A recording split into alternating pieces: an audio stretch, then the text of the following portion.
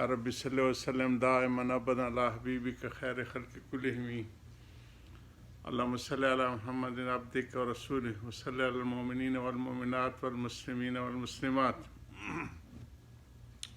हज़ूर सल्लल्लाहु अलैहि वसल्लम के फ़ज़ाइल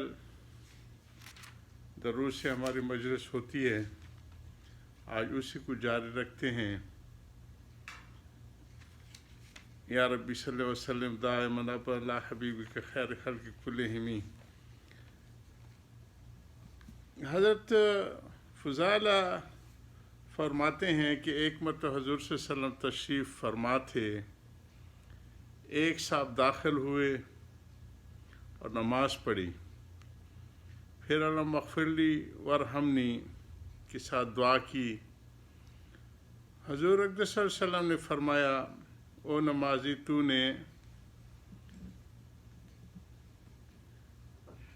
तूने जल्दी कर दी। जब तू नमाज पढ़े तो अव्वल अल्लाह जल्ल शान की हम्द कर। अल्हम्दुलिल्लाह रब्बिल आलमीन या ला ओसी सना अलैका कमा असनैत अला नफ्सिक। ये सबसे अफजल हम्द है जो हज़ूर सल्लल्लाहु अलैहि वसल्लम फरमाया करते थे।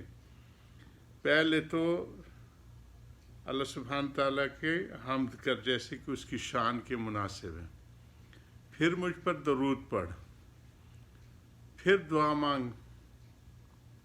हज़रत फ़ज़ाइला रस्तन कहते हैं कि फिर एक और साहब आए, उन्होंने अल्लाह जल्ल शान की हम्द की और हज़ूर अक़दस सल्लल्लाहु अलैहि वसल्लम पर दरूद भेजा। हज़ूर ने उन साहब से इरशाद फरमाया, ए नमाजी, अब दुआ कर, तेरी दुआ कबूल की जाएगी। ये मज़मून बकसरत रिवायात में ज़िक्र किया गया है। अल्लामा सखावी रहमतुल्लाह कहते हैं कि दरूद शरीफ दुआ के अव्वल में, दरमियान में और आखिर में होना चाहिए। उलमा ने इसके इस्तेहबाब पर इत्तिफाक नकल की। यही मुस्तहब है कि दुआ की इब्तिदा अल्लाह जल्ल शान की हम्द सना, फिर हज़ूर अक़दस सल्लल्लाहु अलैहि वसल्लम पर दरूद से होनी चाहिए और इसी तरह इसी पर ख़त्म होना चाहिए। अकलीशी रहमतुल्लाह अलैह कहते हैं कि जब तू अल्लाह से दुआ करे तो पहले हम्द के साथ इब्तिदा कर, फिर हज़ूर सल्लल्लाहु अलैहि वसल्लम पर दरूद भेज और दरूद शरीफ को दुआ के अव्वल में, दुआ के बीच में, दुआ के आखिर में कर और दरूद के वक़्त में हज़ूर अक़दस सल्लल्लाहु अलैहि वसल्लम के आला फ़ज़ाइल को ज़िक्र किया कर। इसकी वजह से तू मुस्तजाबात दावात बनेगा जिनकी दुआएं कबूल होती हैं और तेरे और उसके दरमियान से हिजाब उठ जाएगा। सल्लल्लाहु अलैहि वसल्लम तस्लीमन कसीरन कसीरा। हज़रत जाबिर हज़ूर अक़दस सल्लल्लाहु अलैहि वसल्लम के इरशाद नकल फरमाते हैं कि मुझ को सवार के प्याले की तरह से न बनाओ। सहाबा रसूल ने अर्ज़ किया, या रसूलल्लाह, सवार की प्याले से क्या मतलब है? हजूर ने फरमाया कि मुसाफिर अपने हाजत से फरागत पर बर्तन में पानी डालता है, उसके बाद उसको अगर पीने की या वज़ू की ज़रूरत होती है तो पीता है या वज़ू करता है, फिर फेंक देते हैं। मुझे अपनी दुआ के अव्वल में भी दरूद शरीफ से शुरू किया करो, औसत में भी और आखिर में भी। हज़रत अल्लामा सखावी रहमतुल्लाह कहते हैं कि मुसाफिर के प्याले से मुराद ये है कि मुसाफिर अपना प्याला सवारी के पीछे लटकाया करते हैं। मतलब ये कि मुझे दुआ में सबसे आखिर में न रखो। यही मतलब साहिब अत्तहाफ ने शरअ हया में भी लिखा है कि सवार के प्याले के पीछे लटका दे से यही मतलब उन्होंने अत्तहाफ ने शरअ हया में भी लिखा है कि सवार अपने प्याले को पीछे लटका देते हैं, यानी मुझे अपनी दुआ में सबसे आखिर में डाल देता है। حضرت ابن مسعود رضی اللہ عنہ سے نقل کیا گیا ہے کہ جب کوئی شخص اللہ سے کوئی چیز مانگنے کے ارادہ کرے تو اس کو چاہیے کہ اول اللہ تعالیٰ کی حمد و ثنا کرے، کے ساتھ ابتدا کرے، ایسی حمد و ثنا جو اس کی شان شان ہو۔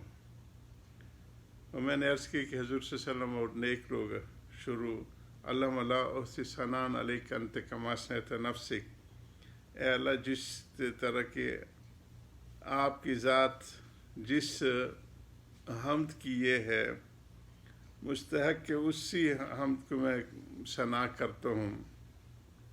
پھر درود شریف پڑھے۔ درود شریف ہمارے بزرگوں نے اللہم صلی علی محمد نبی الامی وعلی آلہ و صحابی بررۃ الکرام سائر نبیین والمرسلین والمسلمین، یہ بزرگوں نے پسند کیے کہ اس میں سب کو آیا ہے۔ اور پھر مومن کے لیے استغفار کریں یا رب، اور اس کے بعد جو ہے دعا پڑھے، ربنا اغفر لنا ولاخواننا الذین سبقونا بالایمان ولا تجعل فی قلوبنا غلا للذین آمنوا ربنا انک رؤوف رحیم۔ یہ تین چیزیں ہو گئی کہ حمد و ثنا، درود شریف اور مومنوں کے لیے استغفار، اپنے لیے اور مومنوں کے لیے استغفار، اور پھر دعا کو شروع کریں۔ یہ آداب بزرگوں نے دعا کے شروع کے لکھے، اور شروع میں بھی درود شریف اونچے الفاظ میں کہ جس میں بہت جامعیت ہو، اور بیچ میں بھی اور آخر میں بھی صلاۃ التنجین آخر میں بھی بزرگوں نے پسند کیے کہ اس میں درود بھی ہے، دعا بھی ہے، استغفار بھی ہے۔ اللہم صلی علی محمد صلاۃ تنجینا بہا من جمیع الاحوال والآفات وتقضی لنا بہا جمیع الحاجات وتطہرنا بہا من جمیع السیئات وترفعنا بہا عندک اعلی درجات تبلغنا بہا اقصی الغایات من جمیع الخیرات فی الحیات بعد الممات انک علی کل شیء قدیر۔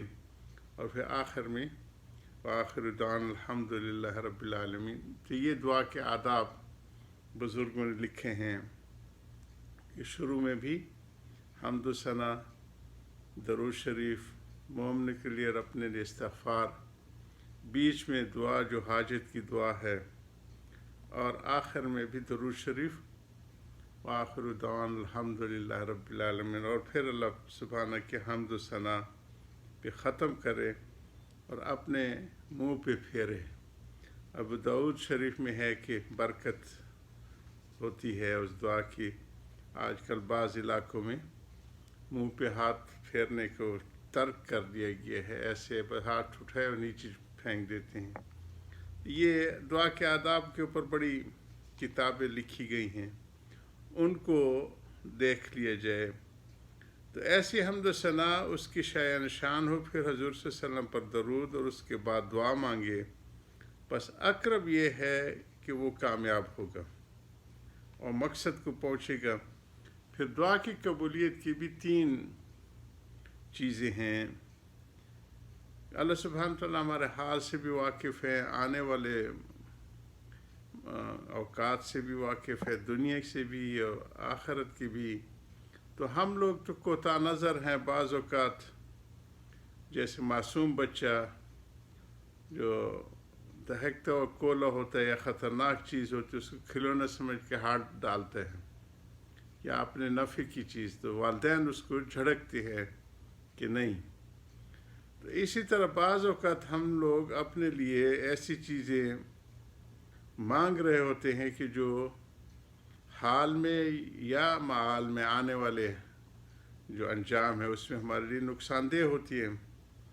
تو اللہ سبحانہ تعالیٰ دعاؤں کو محفوظ رکھتے ہو اور فرمائے کہ میں نے حکم دیا ہے ادعونی استجب لکم، کہ دعا کرو میں اس کو قبول کروں گا۔ تو دعا جو ہے وہ جو ہے اس میں یہ ساری چیزیں ہو، یا تو وہی چیز دے دی جاتی ہے جو کہ انہوں نے مانگی، یا جو ہے اس کو اس سے بلا ٹال دی جاتی ہے، یا آخرت کے خزانہ کر دیے جاتے ہیں۔ وآخر دعوانا الحمد للہ رب العالمین۔ وبرکاتہ.